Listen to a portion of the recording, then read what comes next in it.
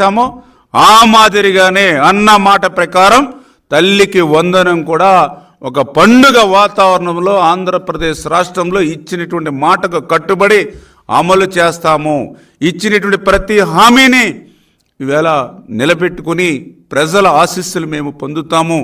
మీకు మాదిరిగా మోసాలు దగాలతో మా పాలన ఉండదు, మీ మాదిరిగా కోతలు రద్దులతో మా పాలన ఉండదు అనే విషయాన్ని మరొక్కసారి మీ ద్వారా అందరికి కూడా తెలియజేసుకుంటూ ఉన్నాం. Thank you. ప్రభుత్వంపై ప్రజల్లో అపోహలు కలిగించే విధంగా సాక్షి పత్రిక రాస్తున్న ఈ వార్తలపై ప్రెస్ కౌన్సిల్ ఆఫ్ ఇండియాకి ఫిర్యాదు చేయొచ్చు కదా సార్? అధికారంలో ఉన్నారు మంత్రులు, అంటే లేని అపోహలు ఎందుకంటే విధి విధానాలు రూపొందించకుండానే మాజీ మంత్రులు మాట్లాడుతున్నారు, సాక్షి పత్రికలో అదే వార్తలు వస్తున్నాయి. 100%. ఎందుకంటే ఈవేళ మీడియా చాలా ప్రాధాన్యత కలిగినటువంటిది. ఏదైతే ప్రభుత్వం అందించేటువంటి సంక్షేమ అభివృద్ధి కార్యక్రమాలు ప్రజలకు చేరవేయడంలో కానీ, అదేవిధంగా ఏదైతే ప్రజల దగ్గర ఉండేటువంటి సమస్యలు ఏవైతే ఉన్నాయో ప్రభుత్వానికి చేరవేయడంలో మీడియా పాత్ర అనేది చాలా స్పష్టంగా మరి 4th ఎస్టేట్గా రాజ్యాంగంలో పేర్కొన్నాం. కానీ దురదృష్టవశాత్తు ఈవేళ సాక్షిని ఒక మీడియాలో భాగంగా మనం చూడవలసినటువంటి అవసరం లేదు. దీన్ని కూడా మనం ప్రజలకి ఎడ్యుకేట్ చేయాలి. ఎందుకంటే ఒక సిగరెట్ ప్యాకెట్ మీద మనకు ఉంటుంది పొగ తాగడం హానికరం అని.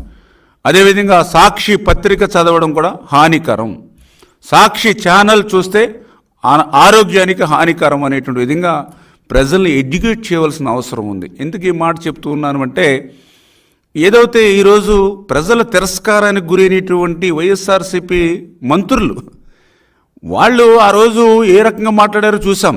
జగన్మోహన్ రెడ్డి ఓడిపోతే చంద్రబాబు నాయుడు బూట్లు తుడుస్తామని ఒకడు చెప్పాడు.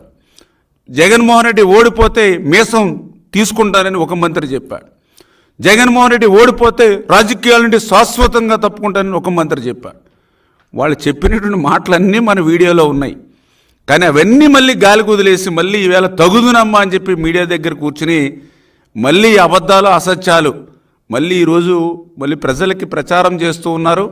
అవి ఏదైతే అటువంటి అవినీతి పుట్టుకలో పుట్టినటువంటి సాక్షి ఏదైతే వాళ్ళ కరపత్రిక ఏదైతే ఉందో దాని ద్వారా మళ్ళీ విష ప్రచారం చిమ్మేటువంటి పరిస్థితి ఏదైతే ఉందో ఖచ్చితంగా వాళ్ళ మీద ప్రెస్ కౌన్సిల్కి బాధ్యతాయుతమైనటువంటి మీడియా నుంచి ఏదైతే ఈ యొక్క సాక్షి పత్రిక ఇటువంటి అబద్ధాలు చెప్తూ ఉందో దాన్ని ఖచ్చితంగా దాని మీద కంప్లైంట్ చేయడం జరుగుతుంది. తగినటువంటి చర్యలు కూడా తీసుకోకపోతే ఇది ప్రజాస్వామ్యానికే విఘాతం కలిగించేటువంటి అంశం కాబట్టి ఖచ్చితంగా ప్రజలు ఇచ్చేటువంటి తీర్పుని గౌరవించేటువంటి విధంగా ప్రజాస్వామ్యాన్ని రక్షించుకునేటువంటి విధంగా భవిష్యత్తులో కూడా ఇటువంటి తప్పుడు రాతలు తప్పుడు మాట్లాడే మాటలు ఏవైతే ఉన్నాయో అటువంటివి ఏదైతే మీడియా ప్రచారం చేస్తుందో